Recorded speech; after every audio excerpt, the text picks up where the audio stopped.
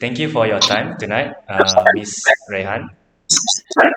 So now we'll be starting our interview to investigate the verbal and non-verbal communication between different cultures. My name is Amzar Syukri Mustaqim. I'll be your interviewer, and this is Ahmad. as my partner today. Mhm. So moving on to the first question of our interview. Could you please tell us a bit about yourself? Okay, maybe starting off with my name. My name is Reyhan. I am currently 22 years old. I was born in Bandung, West Java, Indonesia, and I am still living here as well in Bandung. I am Indonesian. Both my parents are Indonesian, but I do have a little bit of Chinese. Far above up in the bloodline somewhere. I am currently in my fourth year of university studying dentistry at Pajajaran University. Yeah, yes. Thank you. Next, do you know what is intercultural communication? Okay, I'm not familiar with like the technical name, but I believe it's communication between people of different cultures. Yes, that is correct. Okay, so can you list some of the benefits of learning intercultural communication? For me, personally, I think it's beneficial because you don't always have the sorry, there's an ant on my laptop. You don't always have the benefit of communicating only with people of your own culture. Eventually, you'll meet other people from different cultures that you'll have to work with or have to communicate with. So, learning about intercultural communication is important so you can communicate with them well, and like reduce any misunderstandings. And it's good for networking as well because the more you know, the more people you know, the more like networking people like the more network you have, like the more people that can you can talk with, like for help for stuff like that. I think it's good to learn. Okay, so when it comes to personal space, right? So personal space is the space where you are comfortable with others. So when it comes to, uh, I'm sorry. So what do you do when someone invades your personal space? Hmm.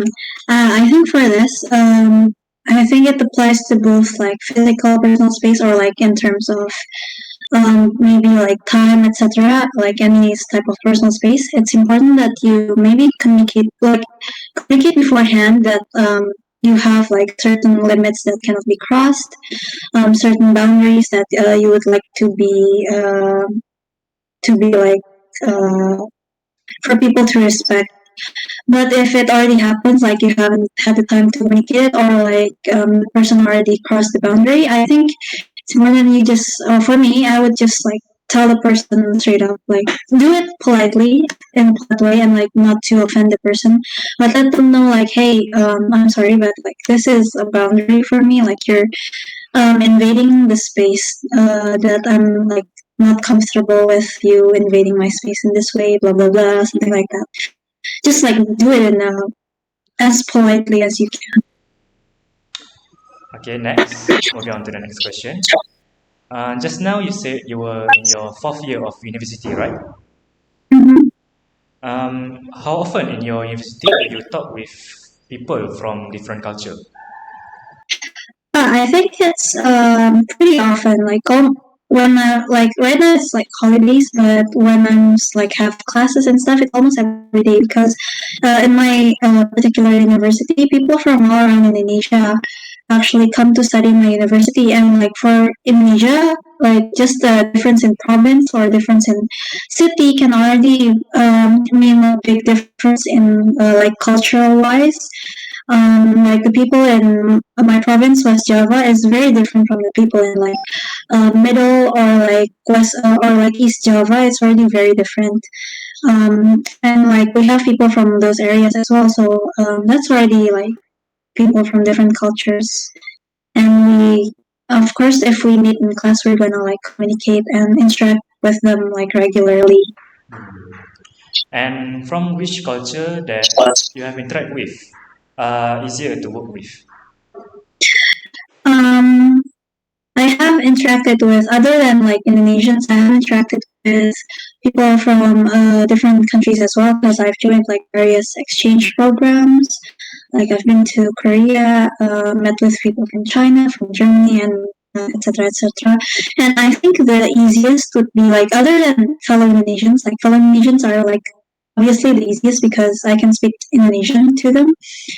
But aside from that, I think like English speaking countries are the easiest. Like people who are fluent in English, that's gonna be the easiest because that's the language that I am also fluent with, other than Indonesian.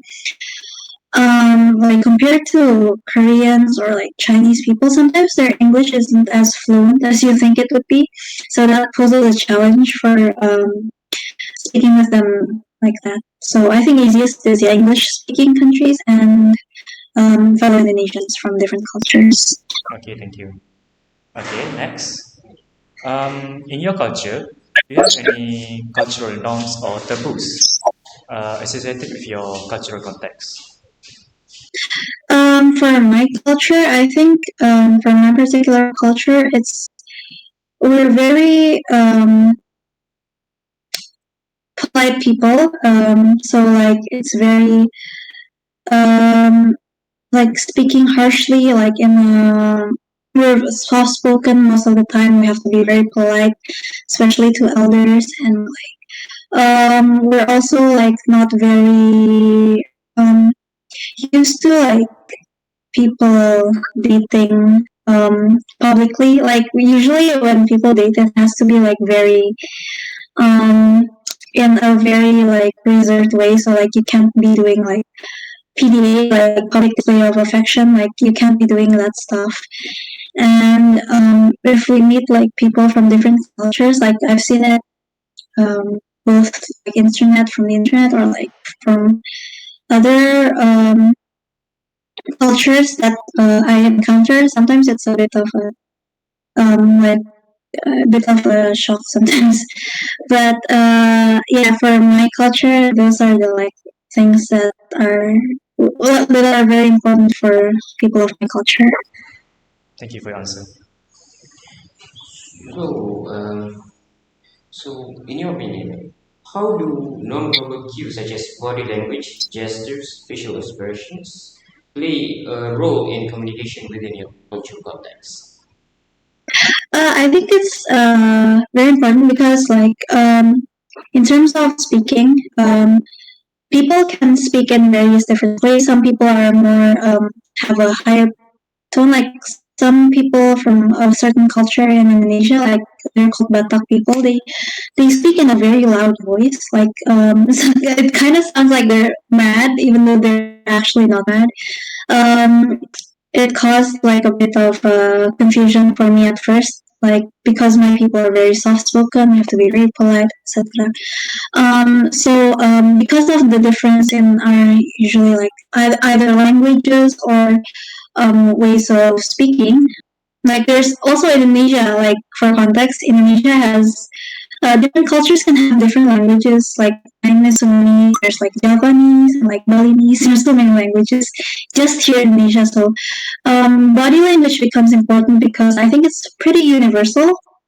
Even with people not only in Indonesia but like outside of Indonesia, it's very universal. Like if somebody's sad, somebody's mad, you can see from the way they act, the way their facial expressions are, the way they use their body gestures. I think it's much more universal than the way we speak. So it really helps in understanding other people from different cultures. I think it's the way I see it.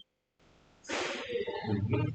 So, based on your experience, what can be a good guidance to avoid misunderstanding among students from different cultures, especially such as you're a university students, right? I think the most important thing is to like when you're speaking to someone from a different culture, do not assume that they do the same things we do. like if they do something different, don't you can't assume that they're doing something wrong, because like maybe for them it's something that's fine, even though for us it isn't. Like, so you have to like keep a cool head. Ask them why. If it's something that's bothering you, ask them why. If it's why they do something like that. Maybe it's something that they're used to doing. Maybe it's just their culture. Maybe it's just a thing that in their culture that they consider is actually fine, but for us it isn't. So be respectful. If it is their culture, and like communicate it with them, like, oh, hey, something like that I'm not used to. Like, if you're not comfortable with it, like ask them, maybe could they not do it when you're there, or like just good communication, I think, is very important, and like not assuming that other people have the same culture as us is also very important, and keeping a cool head, stuff like that.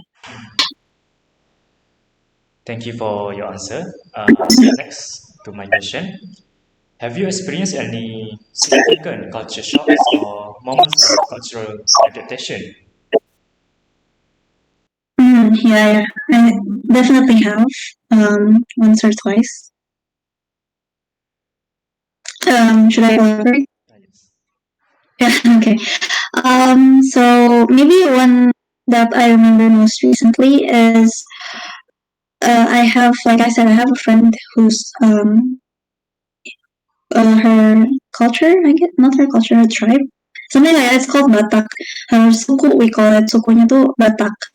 And like these Batak people, they're very loud. Their tone of voice is quite high when they're speaking, and it sounds like they can sound like they're angry, or like they generally have very strong personalities and speak very loudly compared to us Sudanese people, where we are more soft spoken, we're more polite, etc. Like, it caused a bit of confusion the first time I interacted with someone like that, because like I thought they were mad at me, but like it turns out it's just the way they are. It's just their personalities. Like, they're very strong-willed, strong-headed, everything like that. So like it's just the way they are. So that caused like quite a confusion, and like I once had like culture exchange to Korea, and there were like multiple different people from different countries as well, like China, there was some from Germany, some from Korea, some from Japan. So that's a lot of people from various different countries together in an event. So there was bound to be like a few misunderstandings, because like the language barriers, of course, and like difference in like cultures, when maybe going from one place to another, like just something as simple as crossing the street. Like in Malaysia, you can just cross it. You can just put up your hand, and cars will stop, and you can like cross the road. But like in Korea, we had to like wait for the light to turn green for us pedestrians to be able to cross the road. Even if like there's no cars, you still can't just cross the road like that. You have to wait. Stuff like that. It's just different culture, I guess.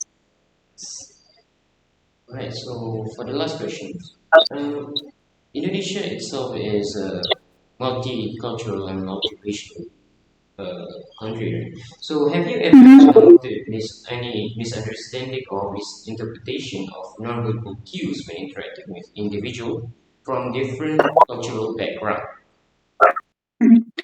I think in terms of nonverbal cues, I think there's actually a lot less misunderstanding in terms of nonverbal cues, because, like I said, I think it's more universal compared to like our spoken words. So I don't think I've had an instance where I misinterpret someone's body language or gestures or facial expressions, because I think on the other hand, it actually kind of helps me understand them more, like understand the people from different cultures more. It helps with because it's universal for me. Like, I consider it universal. It helps me understand what they're saying, what they're feeling, etc. Like, especially if there's a language barrier. Like for example, I'm Sudanese talking to someone Javanese, and like I don't understand what they're saying. Like body language, gestures, stuff like that actually help a lot more compared to spoken speech. So I think there's actually a lot less misunderstanding or misinterpretation in terms of nonverbal cues. Right. Okay, with that last question comes to the end of our interview. Thank you, Miss Rehan, for spending the time with us. I am very sorry for the problems earlier. It's fine. I wish you a good night. Bye bye. Thank you. Bye bye.